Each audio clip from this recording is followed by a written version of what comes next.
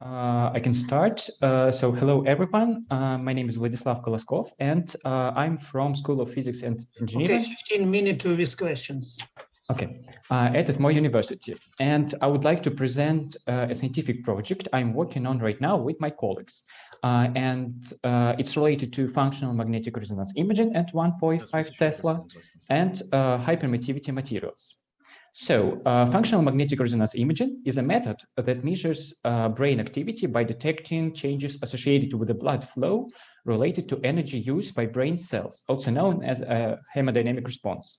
So during some specific type of human activities.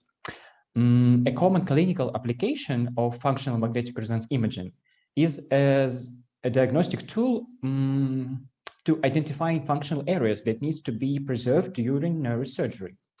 That's why cortical mapping plays an important role in the region in this process and requires quite high tolerance. So usually hemodynamic response functions measure is frequently corrupted by noise from various sources. And as you can see, noise usually equals to 1-3% of a signal. So higher SNR is needed. For this reason, ultra-high magnetic fields can be applied, or some artificial materials can be placed near the region of interest to increase SNR locally. In our work, we propose and demonstrate the positive impact of high permittivity materials on functional magnetic resonance imaging at 1.5 T via numerical simulations.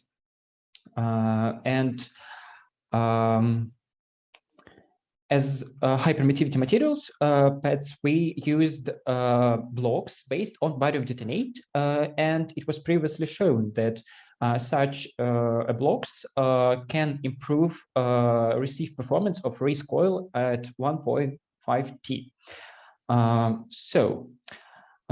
We considered some numerical setups for our simulations, and it consists of phantom with uniform and single side placement of high permittivity materials with the head coil in the receive regime.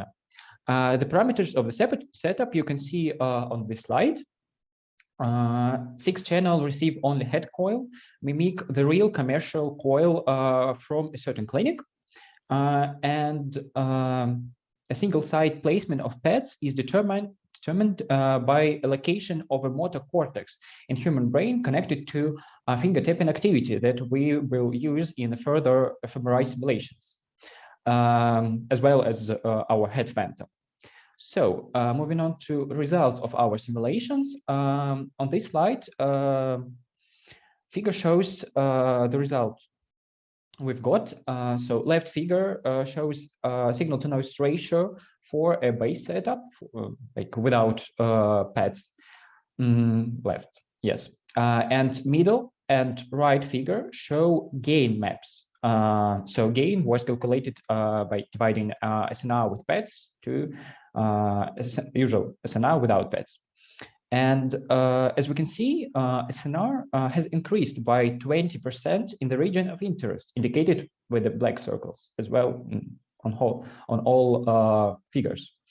And these gain maps that we got from calculations we used in further fMRI simulations. So now we can move from electromagnetic simulations to functional magnetic resonance imaging simulations. I will just briefly tell you about how we did these simulations. So we have activation maps on the left part of the slide, and we have these simulations placed in the brain, and we have some activation during the process of examination. So like during finger tapping, for example, activity, cortex part of the brain will have some activations, and these activations in time will composed with hemodynamic response function in time. So this is the like energy, or as we can also say oxygen that used by brain cells, and that we can get ideal response. So to this ideal response, we add our SNR maps, SNR gain maps and noise to receive a real-like brain response. And then we try to detect activations, statistically calculate them, and match with true activations to do some results. So in case, speaking about results, we got on the left part of this of the slide a figure showing that the number of all detected activations has increased. So in compare with the basic setup, of course, it's the yellow line, and it was a 40% increase for maximum SNR. So we got more activations detected. Right figure shows the false negative rate. So in other words, the number of activations that were present in simulations but not detected. But it's quite important to detect them, of course, for our surgical processes. As well, we've got like 4% decrease in the false negative rate. That's quite good. To sum up all things we've done, we demonstrated that high permittivity materials could be used to increase SNR locally, and consequently to increase the number of activations in the human brain at 1.5T. Numerical simulations have shown a 1.4-fold increase in the amount of brain activation during functional magnetic resonance imaging and 4% drop in false negative rate compared to the basic setup, of course. Therefore, the accuracy of real examination can be improved, which is, as I already said, is quite significant for pre-neurosurgical planning, because wrong detection could harm the brain and affect negatively for the further life of the human.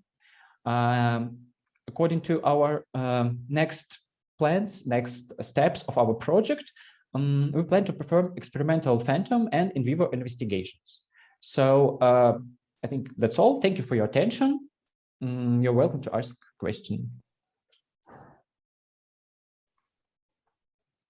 Okay, thank you very much. Do you have any question?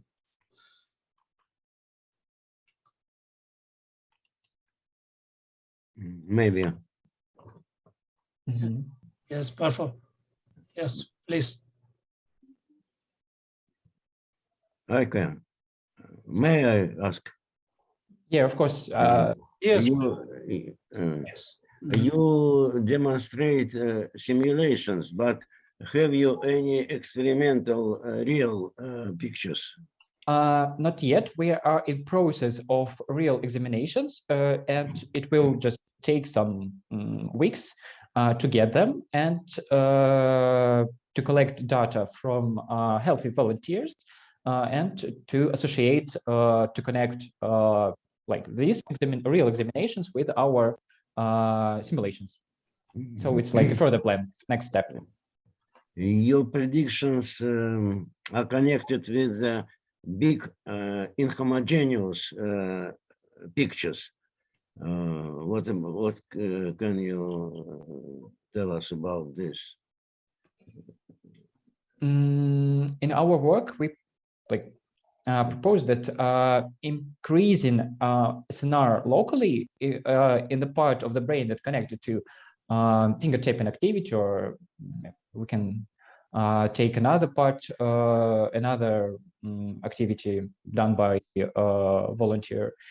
So as we said, as I've said here, we got the higher SNR we get, the more accuracy we have. So we need more SNR by placing our pads to like increase SNR locally.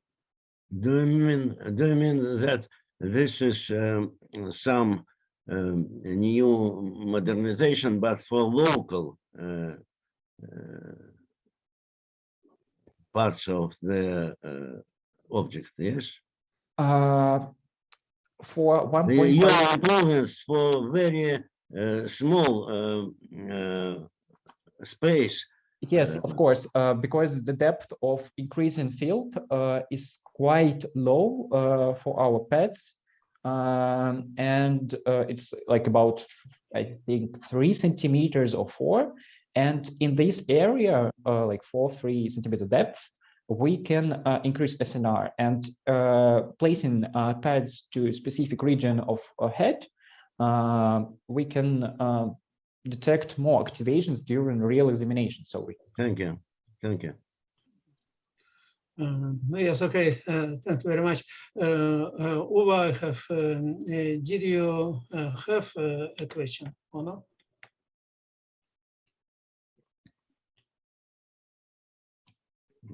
Professor Reichel No. disappeared. I saw his hand. No. Okay, thank you very much.